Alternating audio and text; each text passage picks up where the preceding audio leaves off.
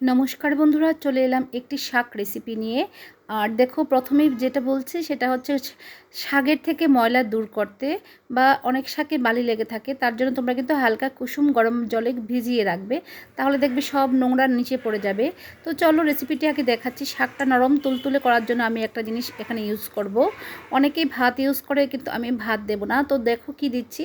তো প্যানে দেখো আমি তেল দিয়ে আমি শুকনো লঙ্কা ফোড়ন দিয়ে দিয়েছি।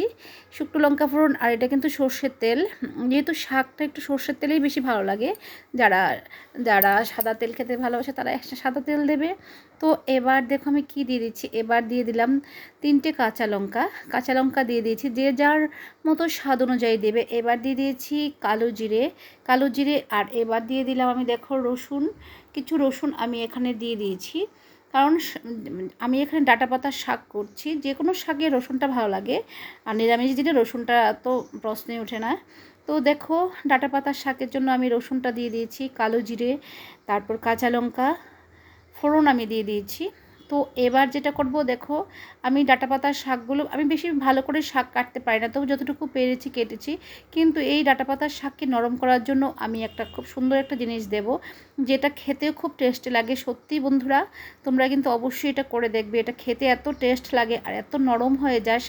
তোমরা যে কোনো শাকে এটা ইউজ করতে পারো। তো অনেকেই দেখেছি ভাত দেয়, ভাতটাকে একটু কচলিয়ে তারপর ভাতটা দিয়ে দেয়, কিন্তু আমি এটা দেব না। তো দেখো, এখানে আমি একটু সামান্য নুন দিয়ে দিয়েছি। নুন তোমরা পরিমাণ মতো দেবে, বেশি নুন হলে কিন্তু ভালো লাগে না, কম নুন হলেই কিন্তু, মোটামুটি কম নুন হলে তাহলে আবার নুন মেশানো যায়। তো এবার দিয়ে দিয়েছি সামান্য হলুদ। তো সামান্য হলুদ দিয়ে দেখো আমি এটা ভালো করে নাড়িয়ে চাড়িয়ে নেব। তো এটার মধ্যে আমি আপাতত আর কোনো মশলা ইউজ করব না, যেহেতু সিম্পল একটা শাক এটা। তো দেখো, এটা ভালো করে নাড়িয়ে চাড়িয়ে নিচ্ছি, হলুদ নুন যাতে ভালো করে এই শাকের সাথে মিশে যায়। তো এবার আমি যেটা দেব সেটা হচ্ছে গিয়ে, দেখো একটা আলু নিয়ে নিয়েছি। এই আলুটাকে আমি চটকে নিয়েছি ভালো করে। এটা আলু সেদ্ধ। তো তোমরা যে কোনো সাইজের একটা আলু, সবটা লাগবে না, সামান্য একটু অর্ধেকটা আলু নিলেই কিন্তু চলে যাবে। এই আলুটা দেখো আমি ভালো করে চটকিয়ে তারপর এই শাকের মধ্যে দিয়ে দিচ্ছি।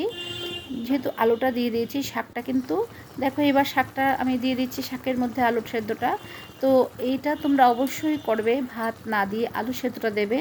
সত্যি এটা তোমরা একটু কম বেশি দিতে পারো, কিন্তু শাকটা এত নরম হয়ে যায় আর এত টেস্টি একটা লাগে খেতে, তোমাদেরকে কি বলে বোঝাতে পারবো না।